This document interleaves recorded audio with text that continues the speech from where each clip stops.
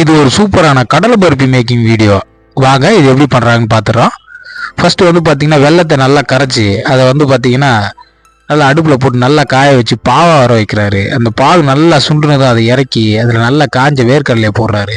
போட்டு நல்லா ஒரு பேஸ்ட் மாதிரி வர அளவுக்கு நல்லா கிண்டி அதை வந்து பார்த்தீங்கன்னா எடுத்து இன்னொரு மெட்டல் பிளேட்டில் வந்து போட்டுடுறாரு. போட்டுட்டு அதை நல்லா கொஞ்சம் ஆறுனதுக்கப்புறம் அதை ரெண்டாக பிரித்து அதை எடுத்து வந்து பார்த்தீங்கன்னாக்கா ஏற்கனவே ஒரு வேர்க்கடலை பவுட்ரு மேலே போட்டு அதை நல்லா தோசை மாதிரி நல்லா பரப்புறாரு. பரப்புனதும் வந்து பார்த்தீங்கன்னா அதை கத்தியை வச்சு பீஸா மாதிரி எல்லா பக்கமும் வெட்டி எடுத்துடுறாரு ஈரமாக இருக்கும் போதே.